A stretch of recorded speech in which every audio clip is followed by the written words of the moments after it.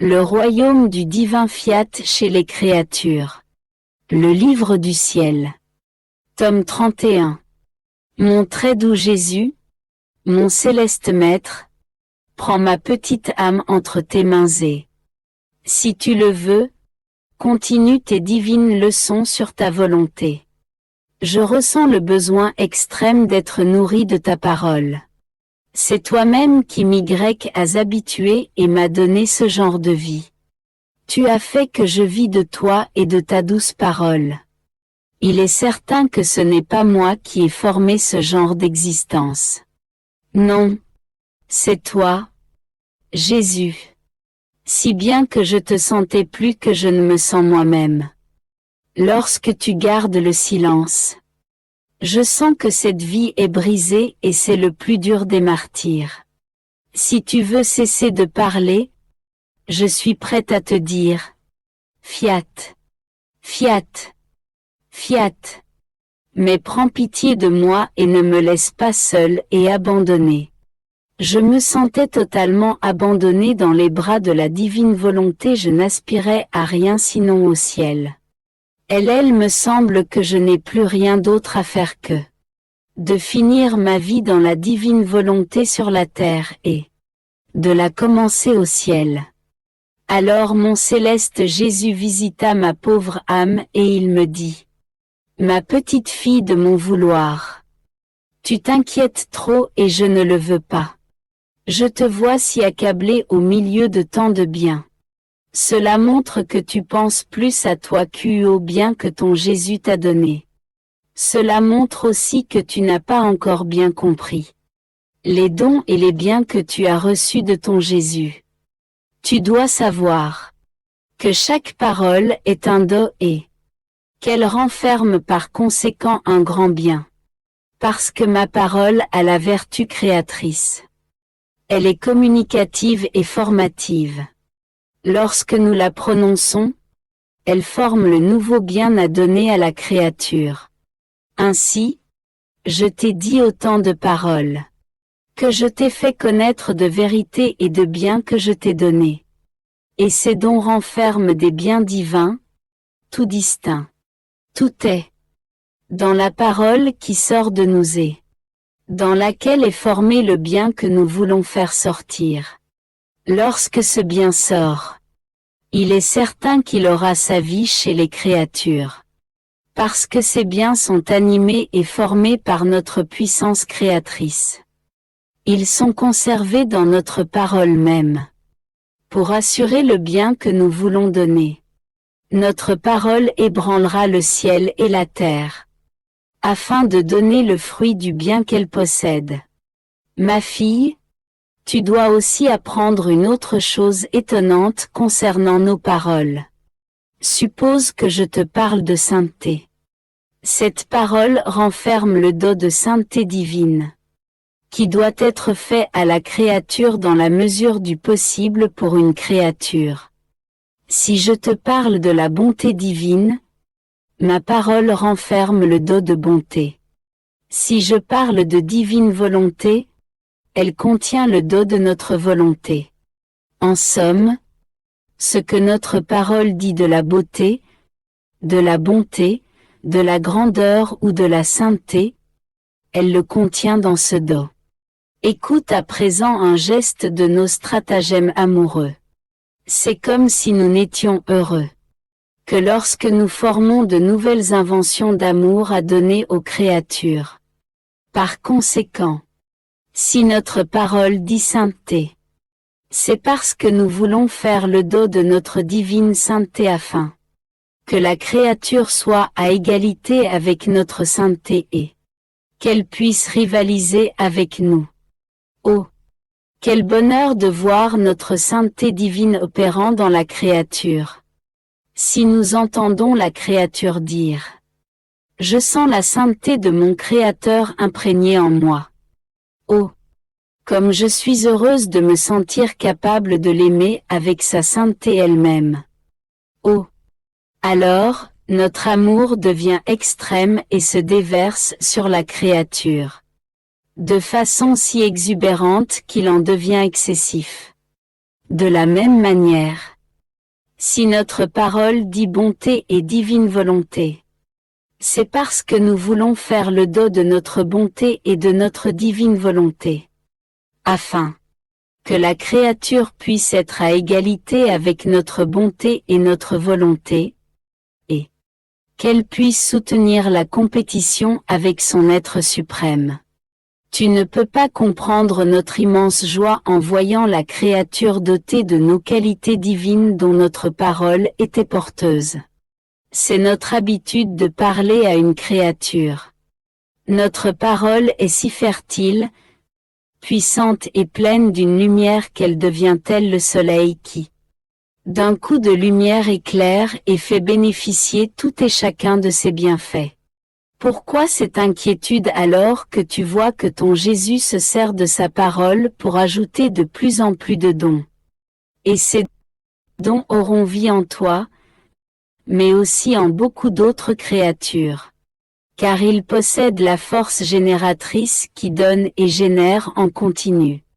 Notre parole est le fruit de nos entrailles. Elle est donc notre fille. Et comme fille, elle apporte le bien qui a été généré par son Père. Alors, au lieu d'être accablé, pense plutôt à ton Jésus, et aux nouvelles surprises qu'il veut te faire par ses divines paroles afin d'être disposé à recevoir un tel bien. Je continuai à penser à la divine volonté, et mon doux Jésus ajouta, « Ma fille, lorsque l'âme permet d'être dominée, investie et subjuguée par ma divine volonté, en chaque partie de son être, que ce soit de l'âme ou du corps, ma volonté opérante est alors en possession de tout. L'esprit est alors animé par la science de la divine volonté. La voix la possède pour en parler. Les mains la possèdent. Les pieds possèdent ses pas divins. Et le cœur possède son amour. Et combien ma volonté s'est aimée. Ainsi, tout est uni et forme la sainteté divine dans la créature et nous retrouvons tous nos droits dans la créature. Comme tout est à nous, nous trouvons les droits de la création, les droits de notre sainteté, de nos œuvres, les droits de notre divin fiat, de notre bonté et de notre amour. Bref, il n'est rien qui nous appartienne que nous ne retrouvons et qui, par conséquent, est notre droit. Et en échange la créature trouve son droit dans son Créateur. Comme la volonté des deux est une. Les droits de l'un sont les droits de l'autre. Par conséquent, voilà ce que signifie vivre dans mon vouloir. C'est recevoir de droit.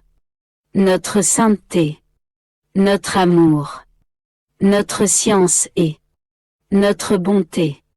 Nous ne pouvons donner moins, parce qu'ils sont la propriété de la créature de la même manière qu'ils sont la propriété de notre fiat.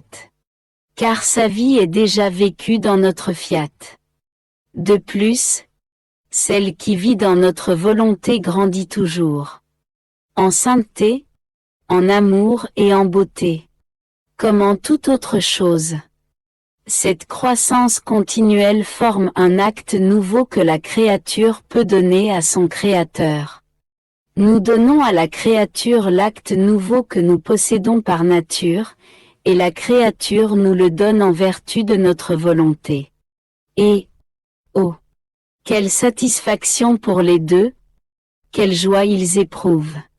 Pouvoir recevoir de la créature, et pour nous, pouvoir donner. Donner et recevoir. Maintient l'aliment de correspondance. Conserve l'union qui grandit toujours. C'est comme le souffle qui garde le feu allumé et la flamme de l'amour vivante, sans danger qu'il s'éteigne. Par conséquent, va toujours de l'avant dans ma volonté et tout ira bien. Bien que je sois sous le poids des privations de mon très doux Jésus, je suis dans les bras de la divine volonté. Sans Jésus, les heures sont des siècles et les jours interminables. Et, oh, comme sa douce et aimable présence me manque, et je sens toute la dureté de mon long exil. Mais alors que je gémis et soupire, le divin Fiat déverse sa lumière sur ma souffrance pour la soulager. En même temps elle me fait courir dans les ondes éternelles de ses actes afin de les unir aux siens et de n'en faire qu'un. Ah! Il semble qu'il ne me laisse même pas le temps de souffrir d'être privé de celui que j'aime tant. Sa lumière s'impose sur tout, elle éclipse et absorbe tout. Elle réclame tout et ne vous permet pas de perdre du temps. Même dans les choses les plus saintes, comme la privation de Jésus. Je nageais dans une mer de douleur lorsque Jésus, ma vie, est venu dans un éclair qui disparut rapidement. Il visita ma pauvre âme et il me dit: ma bonne fille, courage. Laisse-toi conduire par la lumière de ma divine volonté, elle convertira tes tristesses, tes souffrances et mes privations en paix et en divine conquête. La nature de sa lumière éclipse, corrobore, fortifie, et partout où elle va, elle ôte la force et la vie à la douleur. Elle la transforme en conquête et en joie.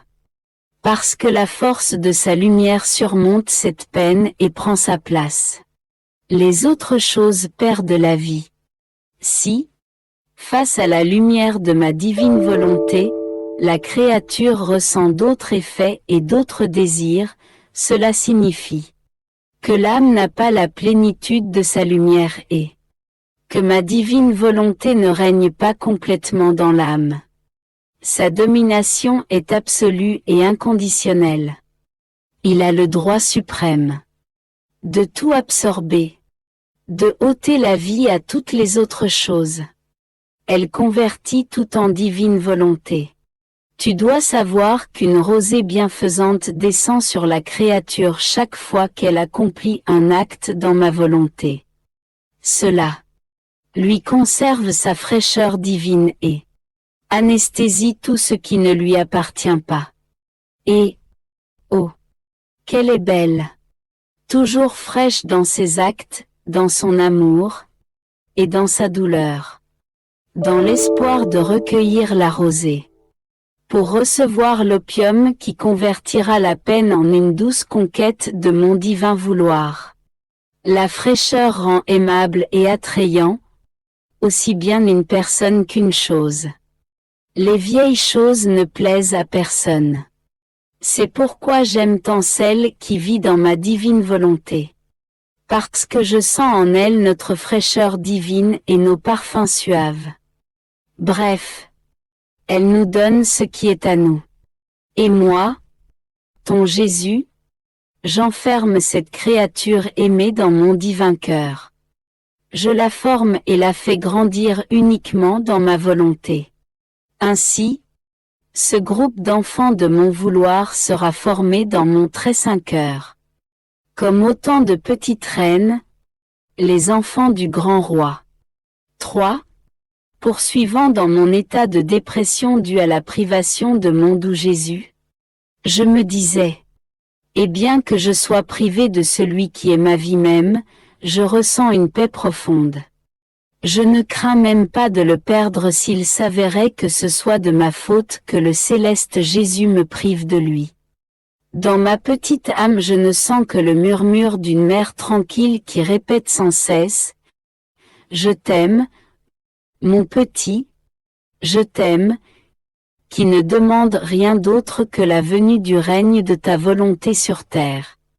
Et je forme mes ondes, encore et encore, pour me libérer de mon exil et prendre d'assaut le ciel afin de le renfermer dans la céleste patrie. Mais en vain. Mes ondes retombent en vain dans cette mer pendant que je continue de murmurer « Je t'aime.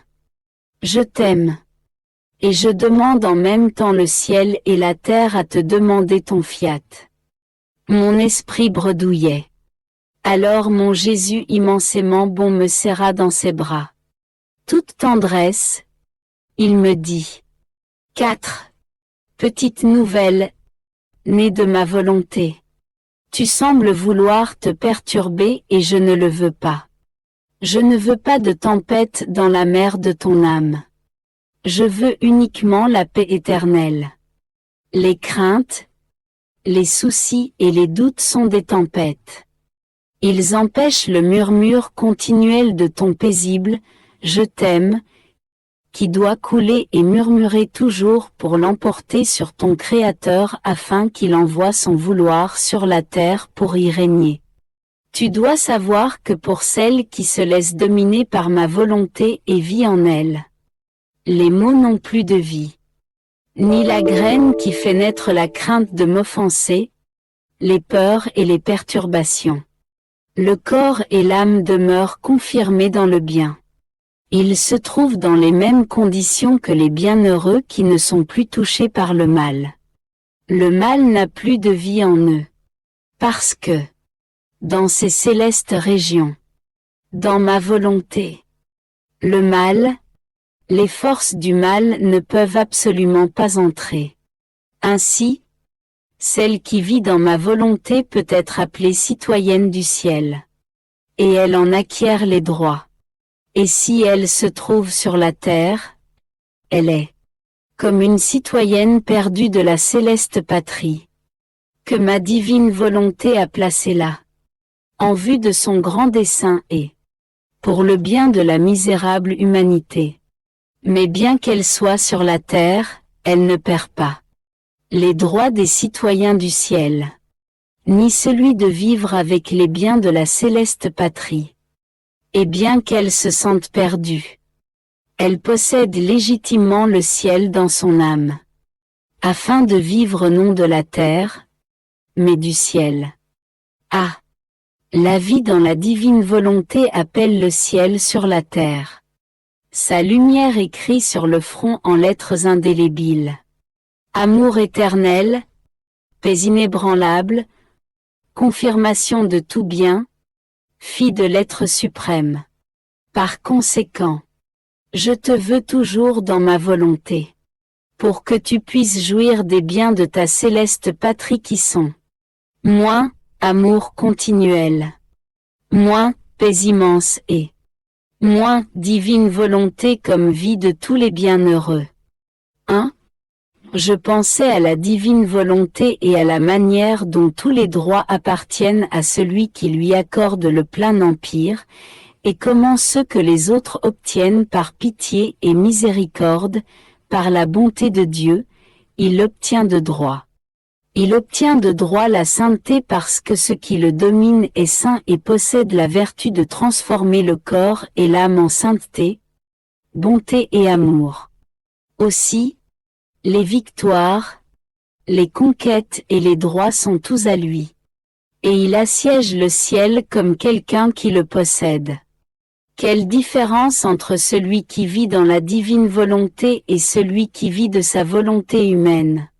Je pensais à cela lorsque mon adorable Jésus m'a refait sa petite visite. Il m'a dit, « Bienheureuse fille, la différence entre l'un et l'autre est grande et incalculable. Celui qui ne vit pas dans ma volonté est comme le soleil pour ceux qui sont paresseux. Bien que ses rayons les revêtent de sa lumière et de sa chaleur, ils ne font rien. Ils n'apprennent et ils ne gagnent rien. La lumière du soleil est pour eux rendue stérile, comme ils restent sans rien faire. Ils se fatiguent. Ils sont dérangés par sa lumière et ils recherchent les ténèbres comme repos pour leur malheureuse paresse. Par contre, pour ceux qui travaillent, la lumière est active. Et lumière pour l'œil afin de voir tout ce qu'il doit faire. Car peu importe la lumière qu'il puisse y avoir en dehors de l'œil. Si l'œil n'a pas la lumière de la vie, la lumière qui l'entoure ne servira à rien. Et si l'œil n'a pas la lumière extérieure, le fait d'avoir la lumière comme vie dans son œil ne lui sera d'aucune utilité. Ma bonté paternelle a placé cette union et cette harmonie entre la lumière extérieure de la créature et la lumière de son œil. L'une ne peut agir sans l'autre. Ma volonté est lumière pour les mains.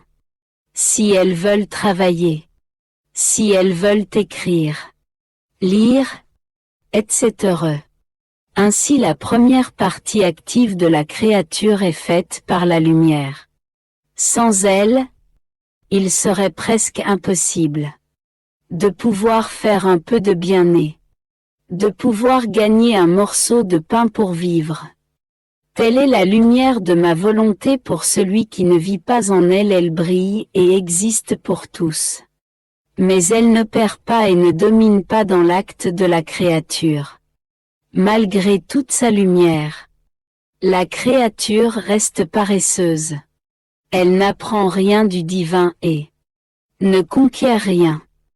Les plus belles choses sont fatigantes et ennuyeuses pour cette créature. La volonté qui veut vivre dans la mienne est comme un œil rempli de lumière et qui se rend capable de s'unir avec la lumière de ma volonté. Comme elles sont en accord, elles accomplissent des œuvres grandes et prodigieuses qui étonnent le ciel et la terre. Vois-tu ce que signifie vivre dans ma volonté? C'est ne pas être paresseux. La petite lumière de l'âme en harmonie avec la lumière du fiat éternel la rend opérante dans les actes du fiat et forme l'inséparabilité entre les deux. Une multitude de pensées sur la divine volonté continuait à occuper mon esprit, et mon céleste Jésus ajouta. 4. Bienheureuse fille. Ma volonté produit la lumière dans l'âme. La lumière à son tour engendre la connaissance. La lumière et la connaissance, dans leur mutuel échange d'amour, engendrent l'amour de Dieu.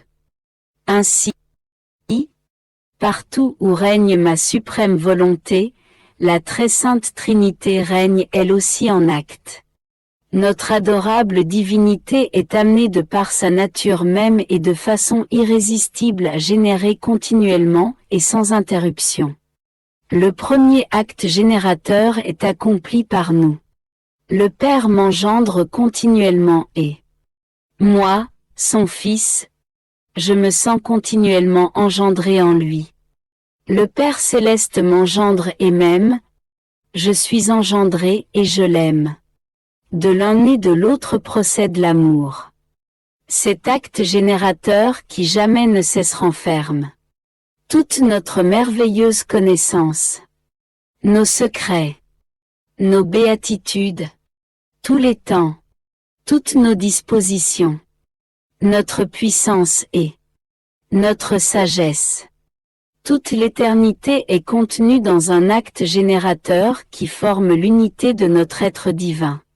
Par conséquent, cet amour réciproque que forme la troisième personne de notre être suprême, inséparable de nous, ne se contente pas de cet acte générateur, mais veut générer en dehors de nous dans les âmes. Et voilà que cette tâche est confiée à notre volonté qui, animée par notre amour, descend dans les âmes et avec sa lumière, forme notre divine génération. Mais cela ne peut être accompli qu'en celles qui vivent dans notre vouloir. Il n'y a pas de place en dehors de notre volonté où former notre vie divine. Notre parole ne trouverait pas les oreilles capables d'écouter. Et faute de notre connaissance, l'amour ne trouverait pas la substance avec laquelle engendrer. Notre Sainte Trinité est alors désordonnée dans la créature. Par conséquent, seule notre volonté peut former notre divine génération. Aussi, sois attentive et écoute ce que veut te dire cette lumière afin de lui donner le champ d'action de son acte générateur. Je faisais ma ronde dans les actes de la divine volonté et, oh, combien je voulais lui donner l'échange de mes actes. Comme je suis trop petite et incapable d'accomplir des actes égaux aux siens pour les échanger, je viens avec mon petit « Je t'aime ». Bien qu'il soit petit, Jésus le veut. Il l'attend pour me dire. La petite nouveau-née de ma volonté a placé ce qui est sien dans nos actes. Nos actes ne sont plus seuls et ils ont la compagnie de celle pour qui ils ont été créés. C'était et c'est toujours notre volonté que de donner un champ d'action à la créature dans nos actes pour pouvoir dire « Aimons et agissons dans un seul et unique champ ». Je me disais, qu'est-ce que mon petit « Je t'aime » peut avoir de spécial pour que Jésus l'aime et le veuille à ce point? Et mon bien-aimé Jésus, toute bonté, me dit « Petite fille de mon vouloir, tu dois savoir que j'aime ton, je t'aime, et que je l'attends toujours. Je t'aime et ne cesse jamais de t'aimer, et si tu arrêtes tes je t'aime, j'ai l'impression que je te donne mon amour continuel et que tu ne me le retournes pas. Et mon amour a le sentiment que tu l'as volé. Par contre, lorsque mon je t'aime court et trouve le tien prêt à être donné et à recevoir mes je t'aime, mon amour se sent payé de retour. Et il n'y a pas de laps de temps entre mon je t'aime et ton je t'aime. Il y a une course, une compétition d'amour entre le Créateur et la créature. De plus, lorsque je vois que tu es sur le point de me dire « Je t'aime », ma volonté revêt ton petit « Je t'aime » pour le rendre grand, et je retrouve mon amour dans le tien. Comment puis-je ne pas vouloir l'aimer? Ma fille, ce sont mes stratagèmes habituels. Je donne afin de recevoir. Voilà mon commerce. J'aime, je donne de l'amour. Pour recevoir de l'amour, et si je ne suis pas aimé, mon commerce fait faillite. Et comme l'amour est ma passion, je ne me lasse jamais et je ne regarde jamais en arrière. Je recommence et reprends mon commerce. J'ai une abondance de stratagèmes et de tendresse pour renouer ma faillite d'amour dans la créature. Oh! Si tu savais, comme mon cœur est blessé et combien il souffre, lorsque je dis, je t'aime, et que la créature n'entend pas l'appel de mon amour, pour recevoir son amour. De plus, tu dois savoir que l'amour est le sang de l'âme. Ma volonté est vie, dans l'ordre naturel. La vie ne peut pas fonctionner sans le sang. Et le sang ne peut pas circuler s'il n'a pas de vie. Et on jouit de la vie en fonction de l'abondance du sang. C'est la même chose dans l'ordre surnaturel. Ma divine volonté ne peut pas fonctionner sans le sang de l'amour. Plus il y a d'amour, plus elle sera forte, en santé et active. Sinon, elle souffrira d'anémie et pourrait finir par être déficiente. Ainsi, lorsqu'il n'y a pas suffisamment de sang d'amour, bien qu'elle soit vie, ma volonté est rendue malade et inactive dans l'âme. Parce que le sang de l'amour lui manque pour pouvoir fonctionner. Toutes les vertus sont rendues anémiques et la patience, la force et la sainteté sont flétries et converties en défauts. C'est pourquoi il y a beaucoup d'anémie dans le monde, car il y manque la pureté du sang de mon amour et, en conséquence, le monde se dirige vers une terrible déficience qui entraînera la ruine du corps et de l'âme.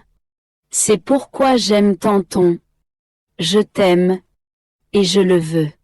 Tous mes actes, dans toutes les choses créées, et dans chaque acte des créatures, afin de former assez de sang pour servir d'antidote et de remède à l'anémie existante. Ce sera la préparation du royaume de ma divine volonté. C'est pourquoi je ressens le besoin de ton amour. Il est vrai qu'il est petit, mais je ne le vois pas comme petit ou grand. Je vois qu'il est donné dans la puissance de ma volonté, qui convertit les plus petits actes en actes très grands, les revêt d'une telle beauté que j'en suis ravi. Ainsi, c'est assez de le faire simplement en sachant que je le veux, que je l'aime, et que cela me rend heureux. Je verrai à le rendre grand ou petit. Et ton « je t'aime », je le veux. Dans le battement de ton cœur, dans l'air que tu respires, dans le soleil, le ciel, en toutes choses. Oh, comme je voudrais voir ton « je t'aime » investir le ciel et la terre, les créatures et le Créateur. Mon petit esprit continue de se dépenser dans le divin vouloir. Il me semble ne pas pouvoir exister sans me plonger dans ces vagues pour trouver en acte ce qu'il a fait par amour pour nous. Mais au milieu de cette immensité d'amour, mon amour gémissait douloureusement à cause de la privation de mon doux Jésus. Je ressens son profond silence dans mon âme. Même si l'air y est très pur. Le ciel très clair et constellé d'étoiles scintillantes de toutes les couleurs et qu'un soleil brille continuellement sur ma petitesse afin que tout en moi devienne divine volonté. Tout est paix et sérénité. Pas même le bruit d'un petit souffle de vent. Tout cela est un effet et une caractéristique du fiat éternel. Et cependant, je me disais, il me semble qu'il me manque le roi. Celui dont l'amour est inexprimable. Celui qui a tout fait et tout ordonné en moi. Et que je me sens seul parce qu'il n'est pas là. Mais dis-moi, pourquoi m'as-tu quitté? Pourquoi ne parles-tu pas? Et mon cher Jésus, touché par mes gémissements, m'a prise dans ses bras et m'a dit, « Ma fille, ne sois pas surprise. Après avoir travaillé, j'ai l'habitude de vouloir trouver le repos parmi mes œuvres, qui sont plus qu'un doux lit, qui se prêtent dans l'acte de profonde adoration et qui, dans leur silence, me donnent le repos. Le repos après le travail est la récompense du travail. C'est le plaisir et le bonheur que le sacrifice sait comment donner. N'est-ce pas ce que j'ai fait dans la création? J'ai commencé par créer avec mon fiat parce que notre parole est travail. Elle est passage. Elle est tout. Lorsque tout a été accompli et ordonné, j'ai trouvé le plus beau et le plus doux des repos. Notre être suprême alterne entre le travail et le repos. Le travail appelle le repos et le repos nous appelle au travail. Aussi, ne veux-tu pas que je me repose dans ton âme? Tout ce que tu vois en toi n'est rien d'autre que l'œuvre de ton Jésus. Chaque parole que je t'ai dite était une œuvre que j'accomplissais par ma parole. J'ai formé en toi une création nouvelle. Plus belle que la création elle-même. La création devait servir le corps. Tandis que cette nouvelle création devait servir les âmes afin de leur donner la vie de ma volonté. Si je n'alternais pas entre le travail et le repos, ce serait un signe que je n'avais pas la liberté de travailler dans ton âme avec ma puissance créatrice. J'aurais alors continué mon travail jusqu'à obtenir ce que je voulais, ensuite je me serais reposé. Tant que je n'ai pas terminé une œuvre, je ne me repose pas. Si après un repos je travaille à nouveau, c'est parce que j'entreprends de nouvelles œuvres. Ne veux-tu pas que je me repose sous ce ciel serein, ces étoiles et ce soleil qui fait tomber sur moi cette pluie de douces et rafraîchissantes gouttes, qui m'invitent au repos par leur doux chant? Dans leur silence ils me disent que tes œuvres, ta volonté opérante et la puissance créatrice de la vie que tu nous as donnée sont belles. Nous sommes tes œuvres, repose-toi en nous, et nous formerons ta gloire et ton adoration perpétuelle. À ces douces paroles, je me repose et me réveille en même temps. Je préserve mon œuvre et je prépare d'autres œuvres que je vais accomplir. Si seulement tu savais ce qu'est mon premier travail après mon repos. Je commence mon travail en disant à la créature un doux « Je t'aime ». Je veux recommencer mon travail en donnant mon amour. Afin que la créature, touchée et ravie par la force irrésistible de mon amour, me laisse faire et agir dans son âme. Je lui demande des sacrifices, toujours par la voie de l'amour. Mon amour l'investit, la rend heureuse, l'absorbe et l'enivre. La créature enivrée, grisée, me laisse faire tout ce que je veux, jusqu'à sacrifier sa propre vie. Parce que mon « je t'aime » sorti des profondeurs de ma divinité contient l'immensité qui est partout, qui est infinie. La puissance qui peut tout. Sagesse qui dispose de tout. Tout ce qui existe sans la force de mon « je t'aime ». Tout le répète avec moi. Le ciel le répète avec toute la cour céleste. Les étoiles le disent et leur scintillement se convertit en « je t'aime ». Le soleil, le vent, l'air et l'eau disent « je t'aime ». Parce qu'ayant été dit par moi, mon « je t'aime » a retenti en toutes choses et partout. Tout le répète avec moi. À ce moment-là, la créature se sent sous la pluie d'un immense « je t'aime ». Et noyée dans mon amour, elle se laisse faire, sans dire un mot. Et elle se prête à me laisser accomplir les plus belles œuvres. La créature ressent aussi le besoin de me dire aussi « je t'aime ». Elle se rend compte que son « je t'aime » est trop petit devant le mien parce qu'elle ne possède pas les armes de l'immensité, la puissance et l'infinité. Elle ne veut pas rester en arrière et elle utilise le subterfuge de le dire dans la puissance de ma volonté. Oh! Comme cela me rend heureux. En outre il m'incite à travailler, à répéter mon « je t'aime » direct et spécial. Il est vrai que j'aime tout un chacun. Mon amour est là pour tous. Mais lorsque je veux accomplir quelque chose d'exceptionnel, de nouvelles œuvres, des desseins particuliers, j'ajoute à mon amour général, un amour spécial et distinct. Celui-ci, en plus de fasciner la créature, me sert aussi de matière, de terrain où travailler et étendre mes œuvres. Par conséquent, laisse-moi faire. Je sais quand il faut travailler, parler, garder le silence, et quand il faut se reposer. Fiat. Je suis constamment immergé dans l'océan du divin vouloir qui étale devant moi l'entière création. Quel immense théâtre! Des scènes émouvantes révèlent clairement le grand amour de Dieu pour la créature et induisent le cœur pour le faire aimer. Je pensais à la grande ingratitude humaine qui reste insensible à son amour et ne l'aime pas. Alors mon Jésus m'a surprise avec son cœur plein d'amour et il m'a dit « Ma bonne fille, notre être suprême conçut la création pour donner de l'amour et recevoir en échange l'amour des créatures.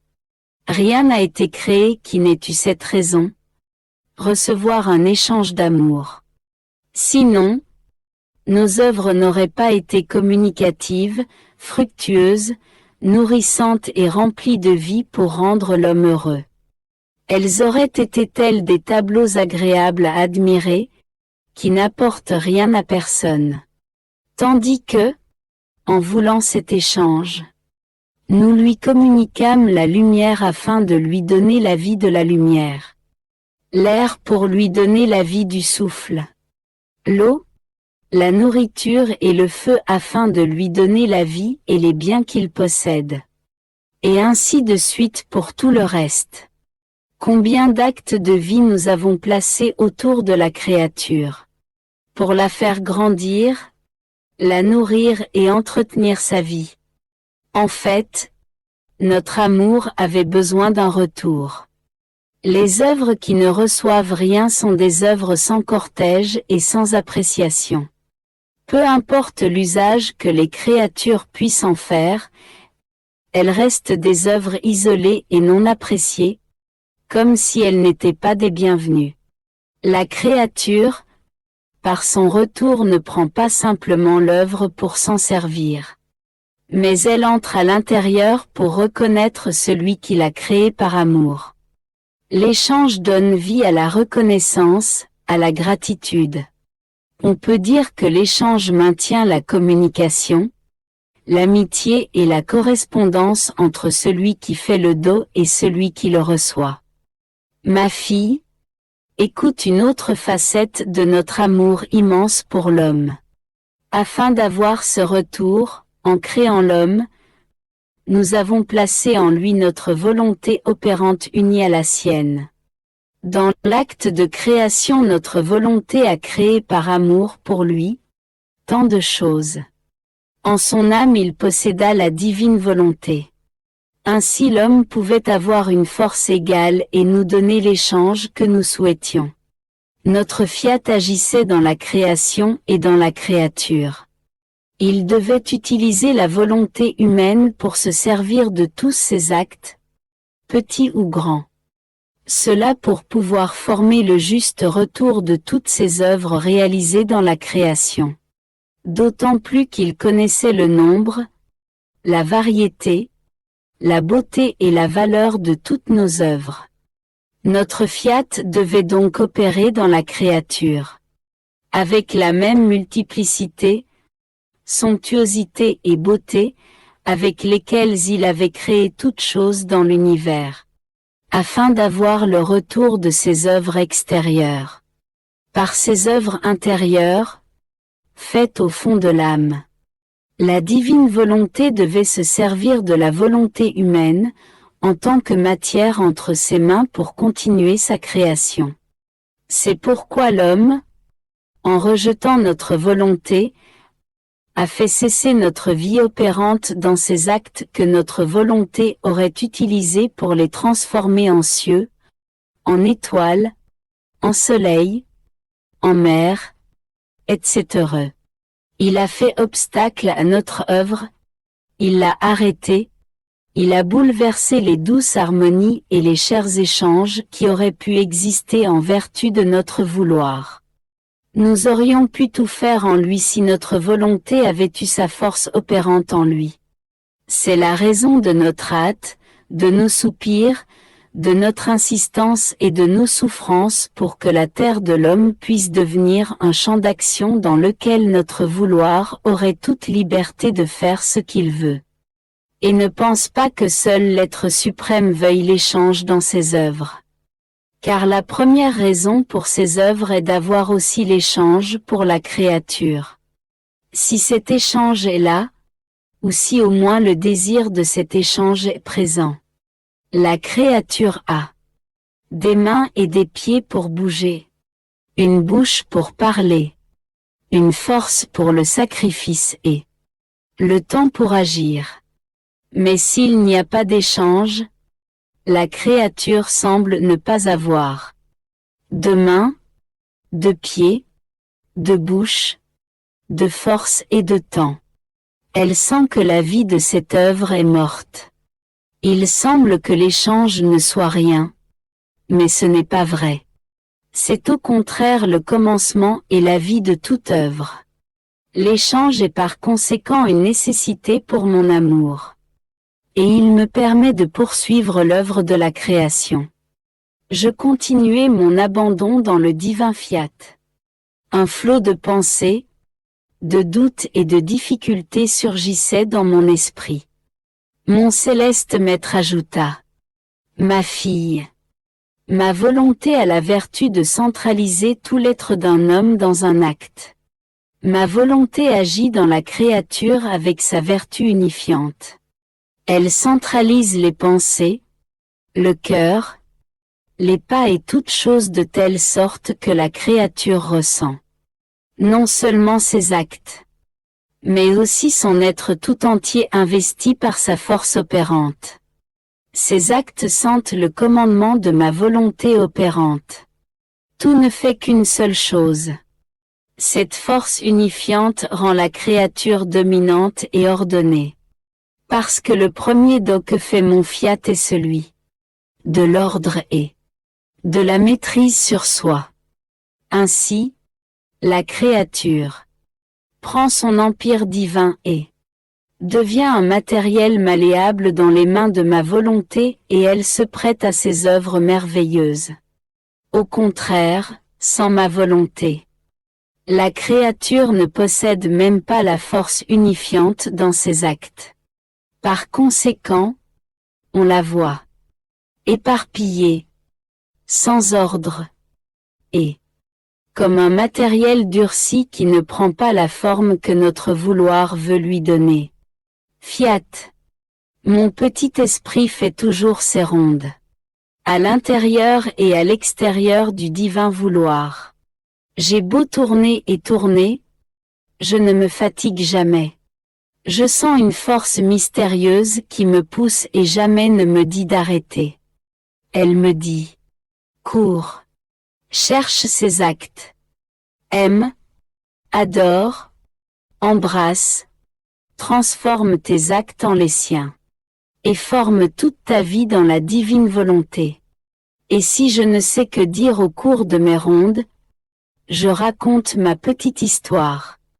Je t'aime, je t'aime, je t'adore, je te bénis ô adorable volonté, en toutes tes œuvres. Et comme c'est aujourd'hui la naissance de la Reine du Ciel, je me suis arrêté pour penser au grand prodige de sa naissance. Où le ciel et la terre étaient en adoration devant ce divin prodige. Mon immense bien, Jésus, avec un amour et une tendresse inexprimables, me dit: Bienheureuse fille de ma volonté. La naissance de ma céleste mère renferme tout ensemble. Tous les prodiges et toutes les merveilles, sais-tu pourquoi? Ce n'était pas seulement elle qui naissait pure, sainte, belle et immaculée. Non. Avec la céleste enfant naissait ma divine volonté déjà conçue et incluse en elle pour former sa vie opérante et grandir dans cette gracieuse enfant. Ma volonté s'est enclose afin de naître avec la céleste créature. Elle s'est servie de son corps pour opérer et former sa vie divine.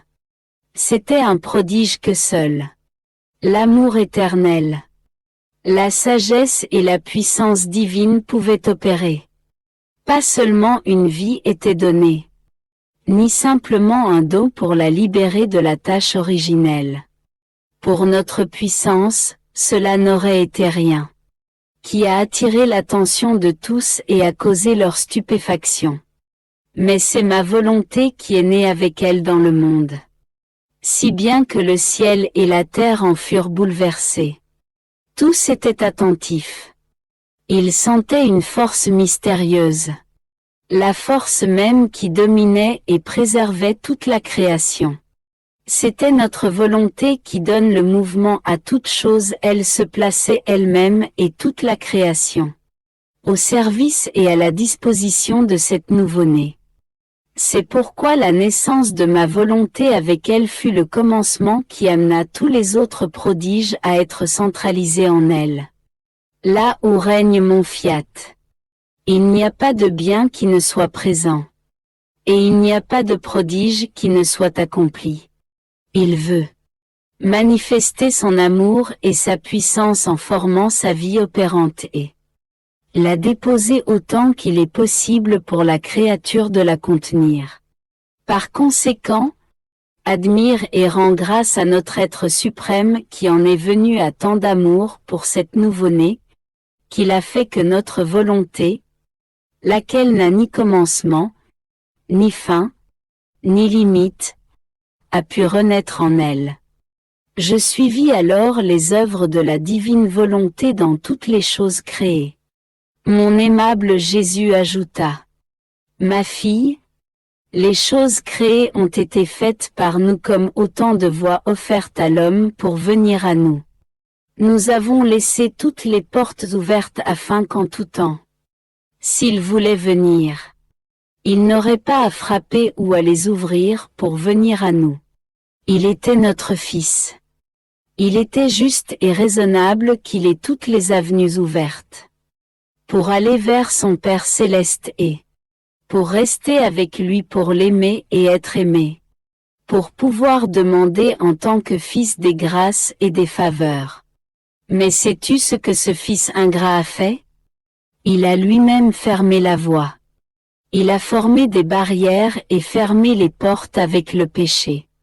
Il a rompu toute correspondance avec celui qui lui a donné sa vie. Veux-tu savoir qui revient ouvrir les portes et brûler les barrières? Quiconque m'aime et vit dans ma divine volonté. L'amour et mon fiat sont les forces puissantes qui brûlent et vident tout. Elles ouvrent toutes les avenues afin de ramener le Fils dans les bras de son céleste Père. Tu dois savoir que toutes les vertus, les bonnes œuvres, l'amour et la vie dans ma divine volonté forment la noblesse de l'homme. Mais la substance de cette noblesse est la richesse de ma grâce. Tout le bien repose sur elle, qui devient la fontaine et la gardienne de tout le bien qui peut être fait. Sinon, on peut dire que l'homme, bien que d'origine noble, est sans richesse. Aussi, par besoin, il se voit commettre des actes indignes de sa noblesse. En fait, si quelqu'un est noble sans être riche, il ne peut se vêtir comme un noble ou vivre dans des palais. Sa noblesse est donc réduite à un souvenir de son état. Ainsi, pour celui qui ne possède pas la richesse de ma grâce, tout le bien se voit réduit à des vertus sordides. Ils font qu'on le voit souvent. Pauvre en patience, en prière, en charité. Et ainsi de suite pour toutes les autres vertus. Le bien qui est formé par ma noblesse est préservé par la richesse de ma grâce. Ma volonté forme le roi, qui domine et qui, avec une divine maîtrise, régit et ordonne toutes choses.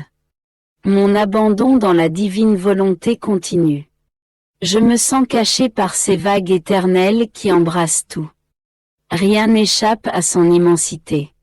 Quiconque veut tout trouver, tout embrasser et entendre l'histoire de chaque chose doit entrer dans cette mer du fiat suprême.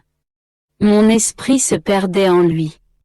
Alors mon doux Jésus rendit visite à ma petite âme et il me dit: Ma bienheureuse fille, ma volonté renferme tout, ou plutôt chaque créature y a sa page écrite sur la façon dont son histoire et sa vie doivent se dérouler. Et cette page est là, écrite de toute éternité dans la lumière de notre volonté. La vie de chaque créature a eu son commencement dans le temps, mais elle n'a pas eu de commencement dans notre être suprême et elle était aimée par nous d'un amour sans commencement ni fin. La création n'existait pas encore que nous aimions la créature parce qu'elle était déjà en nous. Dans le temple de notre divinité était inclus la naissance de chaque créature. En chacune nous voyons sa page écrite, les événements, et sa petite histoire. Et nous aimions la créature plus intensément, selon ce qui était écrit, et la façon dont notre très sainte volonté devait être plus ou moins accomplie et glorifiée. Tu n'existais pas encore, mais notre volonté te contenait. Avec amour, nous te donnions une place, un repos sur nos genoux paternels. Nous te donnions des leçons diverses sur notre fiat. Et, oh, quel plaisir nous avions à te voir écouter et écrire dans ton âme, comme pour le copier, ce qui était écrit dans notre page éternelle. Tu dois savoir que ce que nous voulons que la créature fasse dans notre volonté est d'abord fait et formé par nous dans notre vouloir. Puis, s'écoulant hors de nous, ma volonté veut l'accomplir et le former dans la créature, et y avoir son champ d'action pour cette divine activité. Notre amour est si grand, que nous voulons que la créature fasse ce que nous avons fait et rien d'autre. Nous lui donnons le modèle de notre acte afin qu'elle le copie. Combien d'aide et d'assistance nous lui donnons pendant qu'elle le copie. Nous lui donnons notre volonté comme acte personnel et premier matériel afin que la copie sorte conformément à notre dessein. Pour quiconque fait sa propre volonté, chacun de ces actes ne fait que ruiner notre dessein. Annuler ce qui est écrit sur notre page. Chaque mot écrit contenait un amour spécial et éternel. Le développement de sa vie selon notre ressemblance, dans laquelle la créature devait inclure son histoire d'amour et l'accomplissement de la divine volonté envers son Créateur. Le vouloir humain ne fait que falsifier cette page. Renverser notre ressemblance. Au lieu de former une copie à l'image de notre page écrite avec amour, la créature forme sa propre page écrite. Avec des notes de souffrance et de confusion, et une histoire si vile et si basse que les siècles n'en garderont pas le souvenir. Et l'Éternel ne trouve pas l'écho de son histoire écrite sur sa page où devaient être racontées les louanges de sa divine histoire dans la créature. Ma fille, il y a une idée fausse dans ce bas monde où l'on croit que la créature peut vivre en dehors de nous. Quelle erreur! Quelle erreur! La création tout entière n'est rien d'autre qu'un héritage issu de nous. Par conséquent, il est nôtre. Il nous appartient. Bien que nous l'ayons créé, nous l'avons fait inséparable de nous. Nous voulons la gloire et l'honneur de notre patrimoine. Nous voulons que les créatures ne soient pas de viles servantes, mais nos enfants, des princesses de notre royaume. Et cette noblesse a été donnée à la créature par l'inséparabilité de notre volonté. Si bien que la créature ne peut rien faire sans elle, ni vivre séparée d'elle. L'enfer lui-même ne peut pas en être séparé. Tout au plus, une créature peut avoir ma volonté opérante tandis qu'une autre l'aura uniquement pour maintenir son être, sans donner à ma volonté la possibilité de faire le bien. Vivre sans ma volonté serait avoir un corps vivant sans l'âme. Ce qui est impossible. On voit bien que lorsque l'un des membres du corps est coupé, il n'a plus le mouvement. Il perd la chaleur et se putréfie parce que l'âme est absente. C'est ce qui arriverait si ma volonté devait manquer. Tout retournerait au néant. Voici ce qu'est la vie dans ma volonté.